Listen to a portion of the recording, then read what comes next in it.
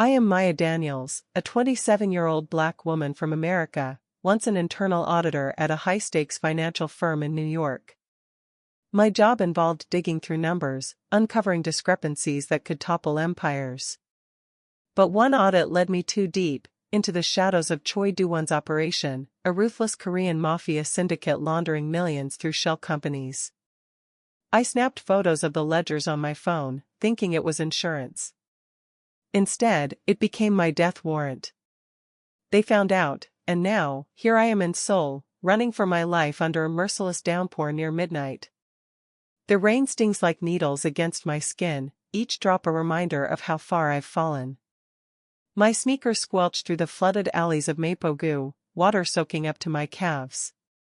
My jacket is torn, clinging to me like a second skin, heavy and useless. Breath comes in ragged gasps, my lungs burning as if they're filled with fire. Behind me, the roar of an engine grows louder, a black sedan slicing through the storm, its headlights piercing the darkness like predator eyes. I glance back, heart pounding in my ears. 3 men, silhouettes in the rain, one shouting in broken English, "Run, you bitch! You can't hide forever." I veer sharply into a narrower alley, splashing through a massive puddle that masks my footsteps. The water explodes upward, drenching me further, but it buys me seconds. My mind races. How did they track me here? I fled New York 2 weeks ago, bouncing through layovers, using cash only. Seoul was supposed to be a pit stop, a place to disappear among the crowds. But Choi's reach is longer than I imagined, whispers of his network spanning continents, silencing anyone who peeks too close. The alley twists, walls closing in, graffiti blurring in the torrent. My phone vibrates in my pocket, the encrypted files are still there, my only leverage. If I can get to the embassy. But exhaustion claws at me. Legs aching, vision spotting from the cold. The sedan's tires screech nearby, too close. "She's in here," another voice bellows, footsteps pounding closer, water sloshing violently. I can't die like this, not in a foreign city, alone, with no one knowing my story. I push harder, rounding another corner, praying for an escape. My thoughts scream, I won't let them win. Not after everything. The rain blinds me, but I keep running, one foot in front of the other, into the unknown. I spotted the SUV at the end of the alley, parked solitary under a flickering street lamp, its dark frame blending into the shadows. No time to hesitate, my pursuers' shouts echoed closer, their footsteps slashing through the puddles. I lunged forward, fingers fumbling on the rear door handle. It clicked open, unlocked, a miracle in the chaos. I dove inside, slamming it shut behind me, collapsing onto the leather seat in a heap of drenched clothes and pounding adrenaline. The interior smelled of polished hide and faint cologne, a stark contrast to the storm outside. I curled up, trying to make myself small, my breaths coming in shallow bursts as rain hammered the roof like gunfire. For a moment, there was only silence inside, broken by my own ragged inhalations. Then, a voice sliced through the quiet, deep, controlled, with a Korean accent that carried an edge of authority. "Who are you?" I jerked upright, my eyes locking onto the rearview mirror. In the driver's seat sat a man in his mid-30s, Korean, dressed in a sleek black suit with an open-collar shirt. His face was angular, jaw set firm, hair neatly combed despite the late hour. He didn't turn around, but his gaze met mine in the reflection, intense, assessing, like he was scanning for threats in a single glance. Panic surged through me. Had I jumped from one danger to another? "Please," I whispered, my voice trembling from cold and fear. "They're after me. Just, don't kick me out. I need to hide." He didn't react immediately. His hands rested casually on the steering wheel, but I noticed the subtle tension in his shoulders, the way his fingers tapped once, twice. Outside, the sedan's engine revved nearby, headlights sweeping the alley entrance. I held my breath, pressing deeper into the seat, praying he wouldn't betray me. The man remained still, his expression unreadable. Seconds stretched into eternity as the pursuers' voices faded, perhaps moving on to another path. Finally, he spoke again, his tone even, almost detached. "You picked the wrong car to hide in." I swallowed hard, my mind racing. I didn't have a choice. They're dangerous, mafia types. I saw something I shouldn't have. He tilted his head slightly, still watching me in the mirror. "And you think this is safer?" His words hung heavy, laced with a warning I couldn't yet grasp. But in that moment, with the rain blurring the windows and my options exhausted, I had no other refuge. I huddled in the back seat, my body rigid, every muscle coiled like a spring ready to snap. The rain drummed relentlessly on the roof, masking the thunder of my heartbeat. Then came the knock, sharp, insistent against the driver's side window. My blood turned to ice. They were here. One of them, at least, his silhouette distorted through the fogged glass, flashlight beam probing like a hunter's snare. I shrank deeper into the shadows, clutching my bag strap until my knuckles ached, lips trembling in silent prayer. "Don't open it. Please, don't." The man in front, still nameless to me, didn't flinch. He reached over calmly, lowering the window just halfway, letting in a gust of chill and spray. The intruder's voice barked in Korean, edged with menace. "Seen a girl run this way? Black woman, American." His reply was flat, unyielding, "No." The beam swept inside, grazing the edges of my hiding spot. I held my breath, lungs screaming for air, convinced the light would betray me. But it lingered only a second before retreating. Grunts of frustration outside, then fading splashes as the figure moved away. The window hummed shut, sealing us in again. He placed his hands back on the wheel, motionless, as if nothing had occurred. I exhaled shakily, daring to sit up a fraction. "Thank you," I murmured, voice barely audible over the downpour. "I thought that was it." He didn't respond at first, just tilted his head slightly, his profile etched in the dim glow from streetlights. When he spoke, it was soft, almost a whisper carried on the wind. "Do you realize whose car you've entered?"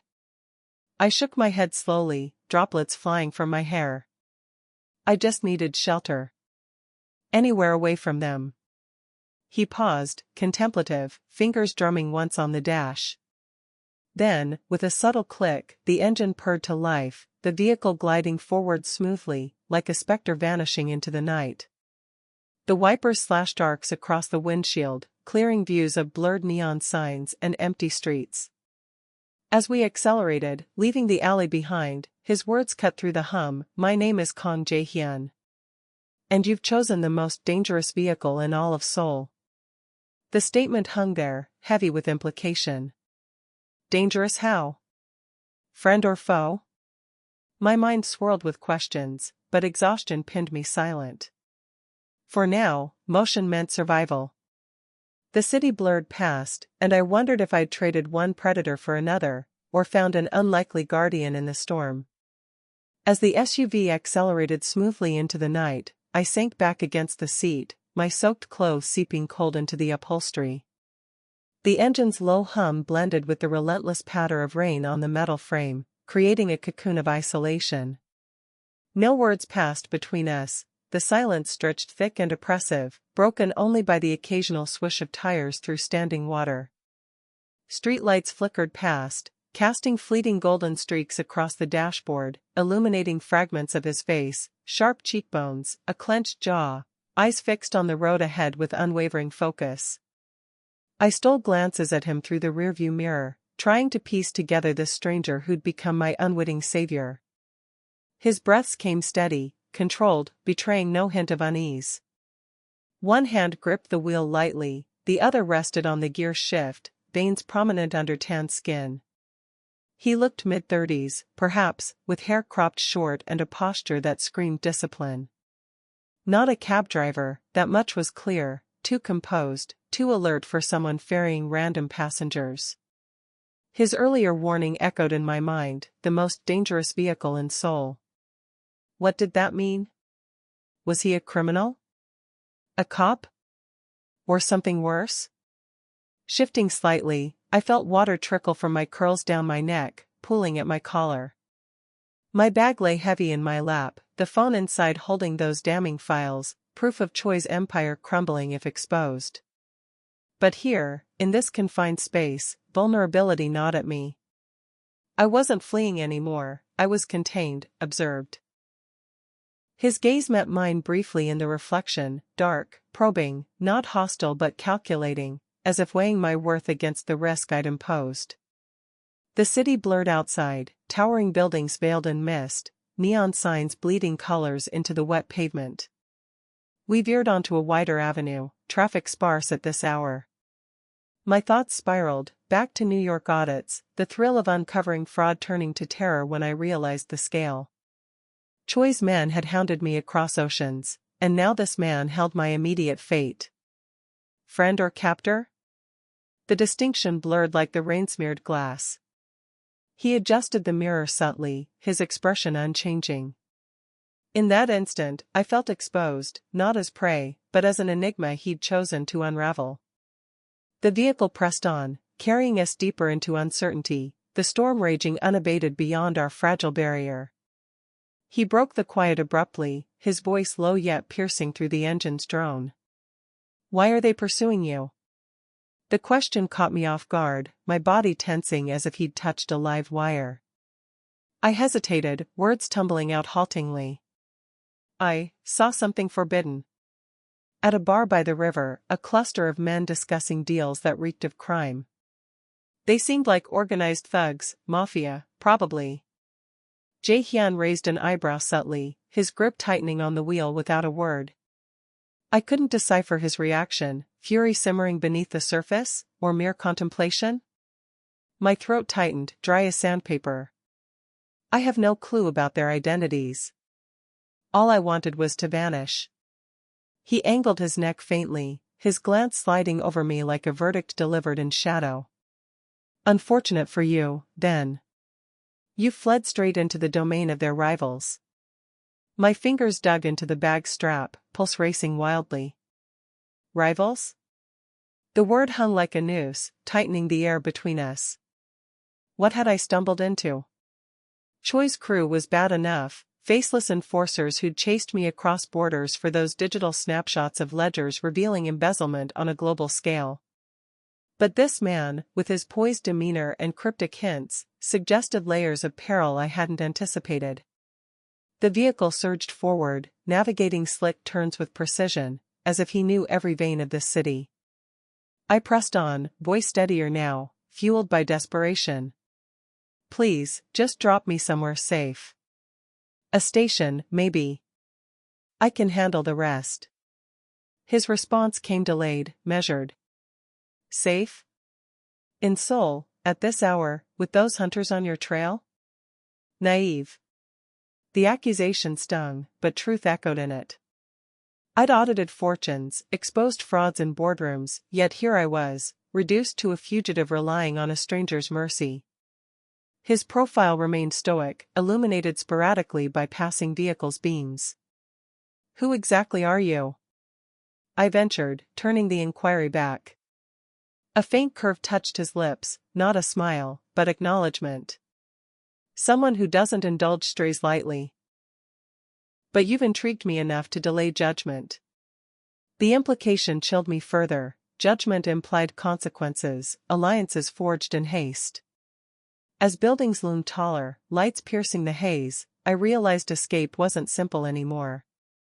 This ride wasn't mere transport, it was a pivot, pulling me into his orbit, where secrets like mine could either shield or destroy. We approached a bridge spanning the Han River, its waters churning below like my thoughts. Whatever lay ahead, I'd crossed a threshold, from solitary flight to entangled fate.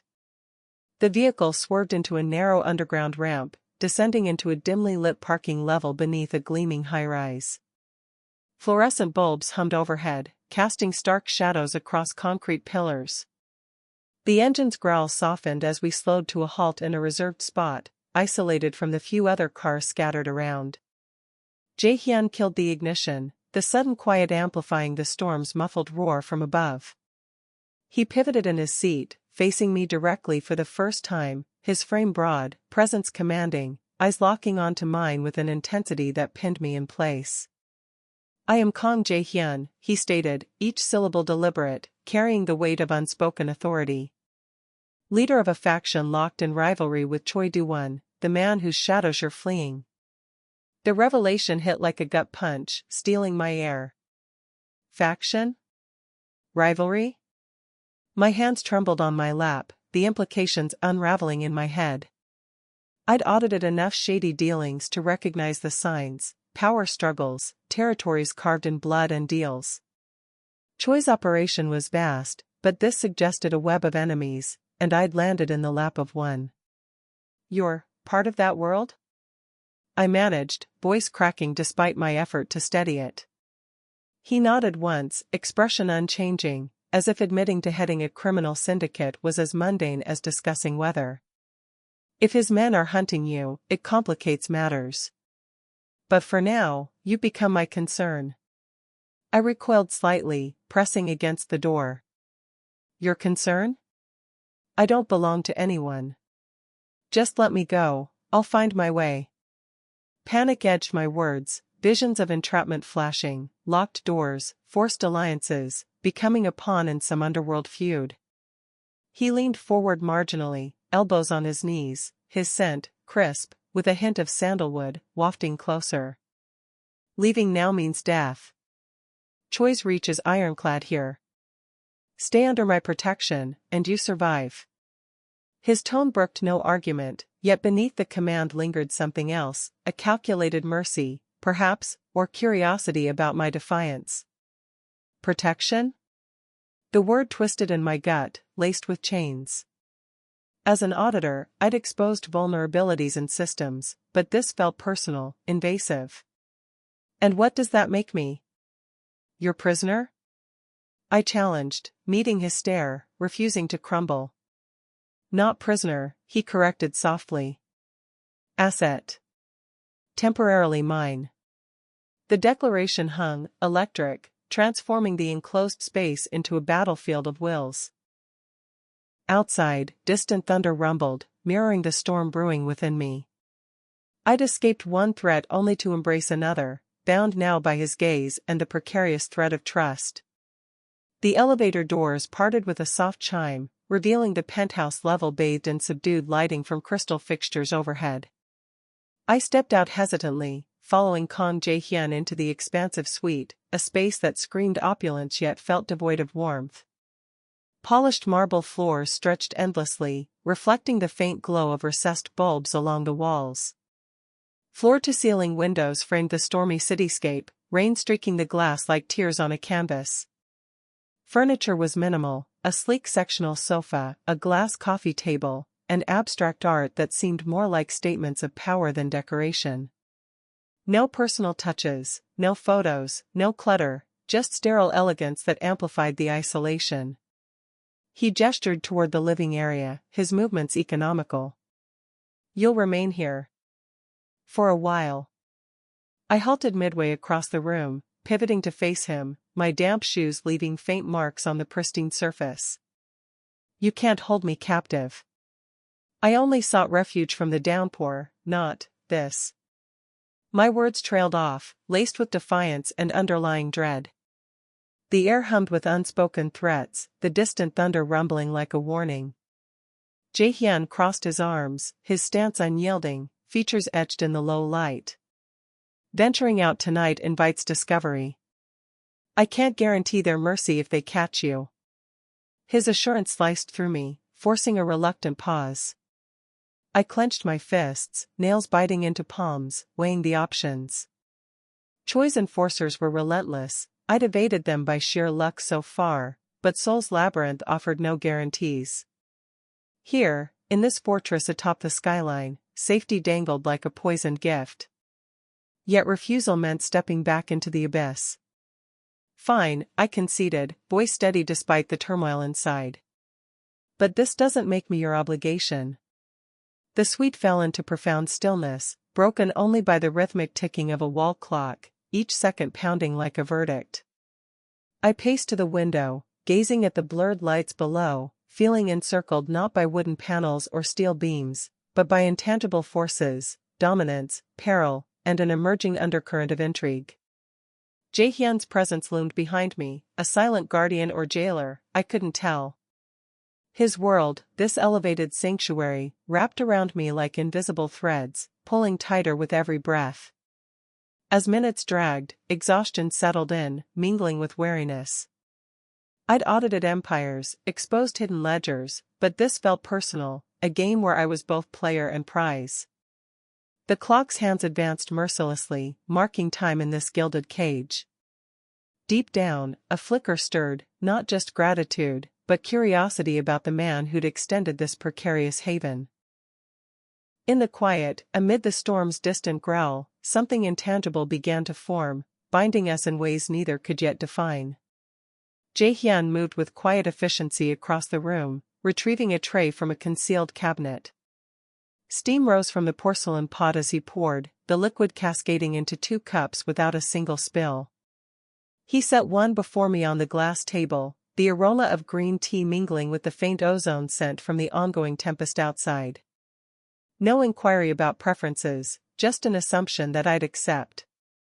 I stared at the cup, wisps curling upward like unanswered questions, my fingers hovering uncertainly before wrapping around the warmth.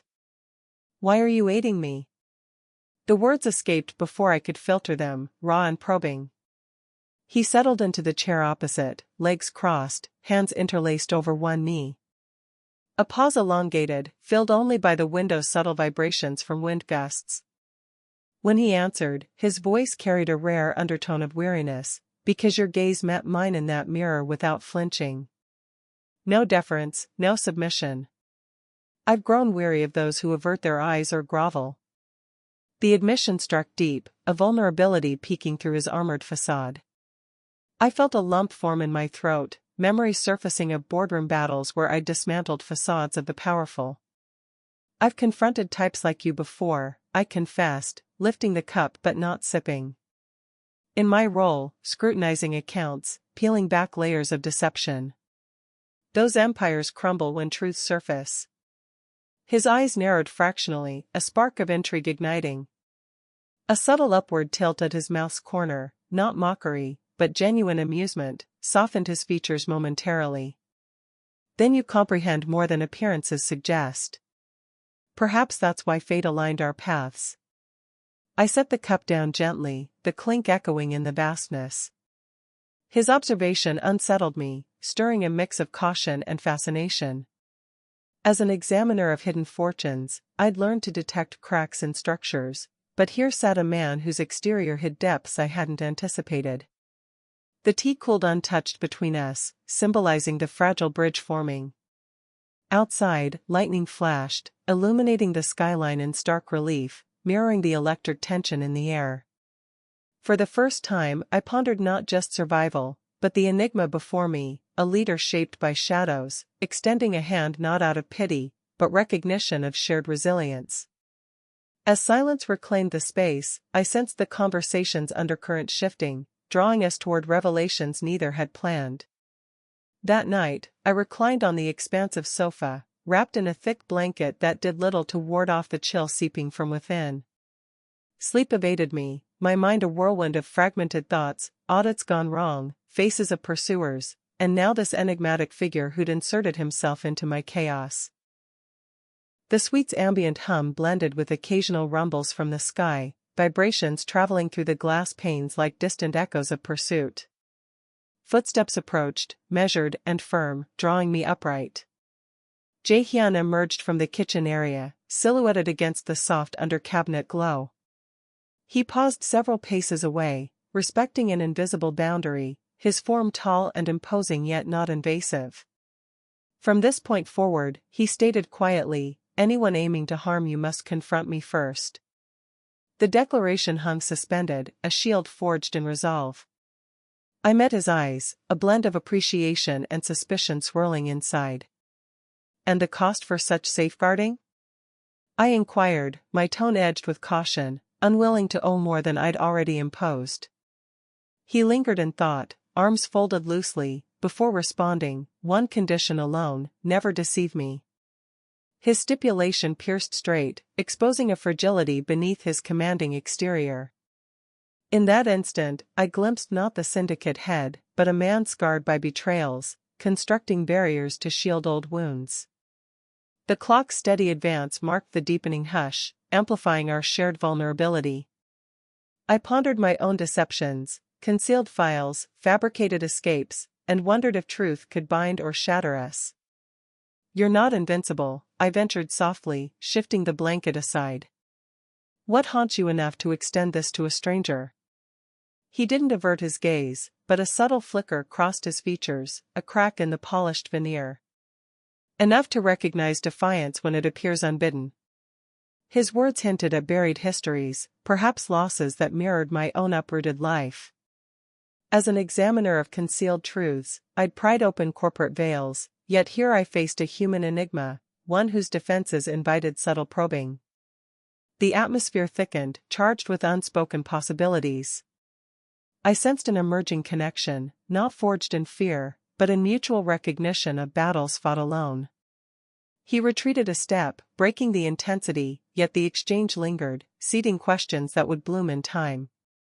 In the dim expanse, amid the night's quiet siege, I realized this alliance carried risks beyond physical threats, emotional entanglements that could redefine survival. 2 days had slipped by in that lofty sanctuary, each hour blending into the next like fog over the city. I lingered within its confines, a spectral presence in the chilled expanse, unbound by explicit commands yet tethered by an unspoken reluctance to depart. Freedom to wander existed, through the echoing halls, past the vast panes overlooking the urban sprawl, but an invisible scrutiny clung to my every move, as if sensors tracked my breaths. That evening, insomnia propelled me from the sofa, my bare feet silent on the cool flooring. A sliver of illumination escaped from the study door, ajar like an invitation to secrets. No sound escaped as I nudged it wider, stepping into the dim chamber. Bookshelves lined the walls, filled with leather-bound volumes and discreet files, but the focal point was him, Kang Jae-Hyun, seated at a mahogany desk, shirt unbuttoned at the top, a tumbler of amber liquid cradled in his grasp. His stare fixed blankly on the rain-lashed vista beyond the window, shoulders slumped in rare unguarded repose. On the surface before him lay a faded photograph, edges worn from handling. He didn't pivot, sensing my intrusion without visual confirmation. "Care to see?" His tone was subdued, almost inviting. I advanced, halting beside him without claiming a seat. The image depicted a young boy, perhaps 10, beside a woman whose gentle expression radiated warmth. The child's eyes mirrored Jae-Hyun's, intense, shadowed even then, while her smile held a quiet strength. "My mother," he murmured, fingers tracing the frame lightly. "Taken from me at that age. A debt she never owed claimed her." The confession suspended between us, raw and unadorned. For the first time, the veneer cracked, no longer the syndicate overlord wielding influence like a blade, but a youth forged in grief, channeling sorrow into retribution against a merciless world. I remained wordless, absorbing the vulnerability. As an investigator of concealed wrongs, I'd unraveled financial deceptions, but this exposed a human fracture, loss that sculpted his empire, turning pain into power. He set the glass down with a soft clink, the sound reverberating in the hush. Outside, the downpour intensified, veiling the skyline in sheets of gray. In that shared stillness, I glimpsed the man beneath the myth, and something within me stirred, not pity, but a resonant echo of my own dislocations. The photograph bridged our divides, hinting at parallels in our fractured paths. I turned to leave the study, my footsteps soft against the hardwood, the photograph's weight lingering in my thoughts like an unspoken echo. But before I could cross the threshold, Jae-Hyun's hand caught my wrist, gentle, almost tentative, lacking any force that might compel. Yet the contact sent a jolt through me, my pulse skipping erratically, as if his touch had ignited a dormant spark. "You haven't shared your true name yet," he said, his voice a low murmur that filled the space between us. I pivoted slowly, meeting his gaze head-on, the dim lamp casting elongated shadows across his features. Maya. Maya Daniels. He released my wrist gradually, his fingers lingering a fraction longer than necessary, but his stare held fast, unwavering, delving deeper than surface curiosity. A fitting name. Safeguard it well. In this city, identities vanish overnight, erased like whispers in the wind. I pulled my hand back, tucking it against my side, yet the wariness that had armored me since our first encounter began to fracture. No longer did I view him solely as a potential threat. The barrier dividing us, once impenetrable as fortified stone, now bore a subtle fissure. His revelation about his mother had peeled away a layer, exposing a man not defined by command alone, but by echoes of loss that resonated with my own uprooted existence. The room felt smaller, the air charged with a newfound intimacy. I lingered there, unwilling to retreat fully, my breath sinking subtly with his. "And yours?" I asked, though I already knew, Kang Jae-Hyun, a title more than a moniker in this shadowed realm. He stepped closer, closing the gap to mere inches, his presence enveloping without overwhelming. The faint scent of his cologne, earthy, with hints of spice, mingled with the leather-bound book surrounding us. "Names hold power here," he replied, his tone laced with caution. "Mine opens doors, or seals fates." In that proximity, I sensed the shift, vulnerability threading through his poise, mirroring my own guarded heart. As an unraveler of hidden schemes, I'd always maintained distance, but this closeness tempted exploration. His hand hovered near mine again, not grasping, merely suggesting connection. The fissure widened, allowing glimpses of possibility, alliance evolving into something undefinable, raw and uncharted. I didn't pull away this time. Instead, I held his gaze, the silence between us speaking volumes, bridging worlds I'd never imagined intersecting. The downpour persisted through the evening, transforming the city below into a shimmering mosaic of blurred reflections. I perched on the elongated couch, cradling a steaming mug of herbal infusion, its warmth seeping into my palms as I stared into the swirling liquid. The sweet's vastness amplified every droplet's impact against the panes, a symphony of isolation that matched the turmoil brewing inside me. Jae-Hyun positioned himself by the frame, silhouetted against the nocturnal vista, his silhouette a sentinel amid the chaos beyond. "I once believed maintaining distance from others would shield me from further pain," he confessed, his timbre laced with a rare introspection, eyes fixed on the turbulent horizon. "Yet somehow, you've infiltrated without invitation." The admission resonated, stirring echoes of my own barriers, erected after years of dissecting deceptions in sterile offices, always anticipating betrayal. I placed the mug aside with deliberate care, rising to confront him, the carpet muffling my approach. "Then ensure I don't become another scar in your existence." He shifted toward me, the gap narrowing until his breath brushed my skin. His hand ascended slowly, fingertips grazing my cheek, a caress feather-light, alien to a man accustomed to wielding authority through intimidation or negotiation. The contact ignited a warmth that spread inward, contrasting the cool draft from the sealed windows. "In that case," he murmured, his digits lingering with intent, "don't fade away. Not before I uncover why, amid that deluge, your path led straight to my domain instead of elsewhere." His plea masqueraded as a directive, unveiling depths I'd glimpsed earlier but now felt viscerally. My heart quickened, not from alarm, but from an emerging affinity, raw, unpolished, defying the logic that had governed my escapes. As an unraveler of fiscal enigmas, I'd navigated complexities with detachment, yet this proximity dismantled my defenses, forging a bond steeped in hazard. Trust, in his realm, equated to vulnerability, a currency more volatile than any ledger I'd audited. I didn't withdraw, allowing the moment to extend, our shared silence pregnant with unspoken vows.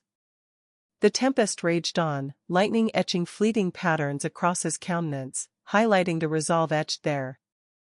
In that suspended instant, I acknowledged the transformation. What began as mere asylum had evolved into a precarious alliance, where reliance intertwined with peril, promising either salvation or ruin. The alarm pierced the morning calm like a blade through silk, its shrill wail echoing off the high ceilings. I bolted upright from the couch, blanket tumbling to the floor, my senses assaulted by the chaos.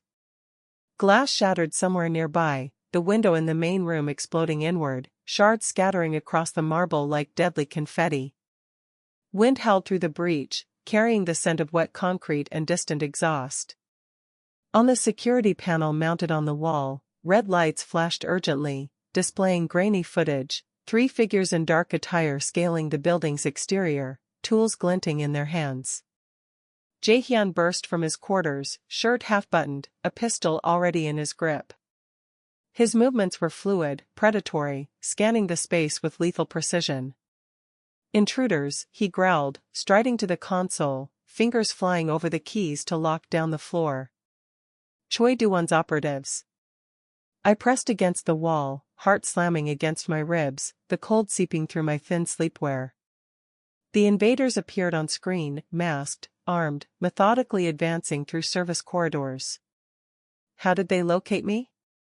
I demanded, voice steady despite the tremor in my limbs. He glanced up, his expression a mask of controlled fury. "Doesn't matter now. What exactly did you do to provoke him?" The query demanded honesty, no room for evasion. I drew a breath, stepping forward amid the debris. As an internal auditor, I uncovered his laundering schemes, millions funneled through phantom firms. I duplicated the records secretly, planning to expose them anonymously. He discovered the breach, traced it to me. I escaped to Seoul, hoping the distance would bury the trail, but his influence spans borders. Jae-Hyun absorbed the details, his weapon lowered slightly, eyes boring into mine with an intensity that stripped away pretenses. No judgment flickered there, only calculation, assessing risks, plotting countermeasures. A long silence stretched, broken by the siren's persistent cry. Finally, he holstered the firearm, his posture shifting from defender to interrogator. "Do you trust me?"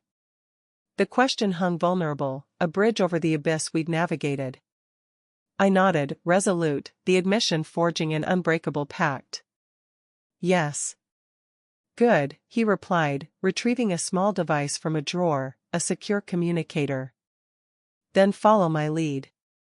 We end this today." As reinforcements' footsteps echoed in the halls below, I felt the shift, no longer a fugitive sheltered in secrecy, but a partner in confrontation, bound by revelations that transformed peril into purpose.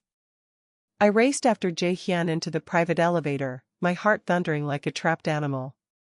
The descent felt eternal, the panel lights flickering as we plunged deeper underground. His hand gripped the rail, knuckles white, while I fought to steady my breathing, the shattered glass from above still vivid in my mind. The doors slid open to the cavernous basement, dimly illuminated by overhead strips, revealing rows of vehicles shrouded in shadow. A steel gate hissed apart automatically, exposing an armored sedan, jet black, engine idling with a predatory rumble, headlights cutting through the gloom. "Take this one," he instructed, voice clipped. "My associate will escort you to security." I stared at him, lips pressed thin, a knot twisting in my chest. "What about you?" He produced a slim USB drive from his pocket, slipping it into my jacket's inner lining, cool metal against fabric, loaded with the incriminating data I'd entrusted him. "I'll handle the remnants. If no contact in 3 days, dispatch this to Korean media outlets and the U.S. Embassy." Tears welled unbidden as I shook my head fiercely. "Don't sacrifice yourself for me. You owe nothing." "Wrong," he whispered, stepping closer, his warmth contrasting the chill air. "I owe myself this, one act of defense not driven by profit or manipulation, simply because someone regarded me as human." Our eyes locked, brief, searing, wordless, a torrent of unspoken emotions crashing between us. He reached for the door handle, his palm lingering on the frame before sealing it shut. "Maya, endure. Cease evading." The engine roared as the driver accelerated, tires gripping concrete with urgency.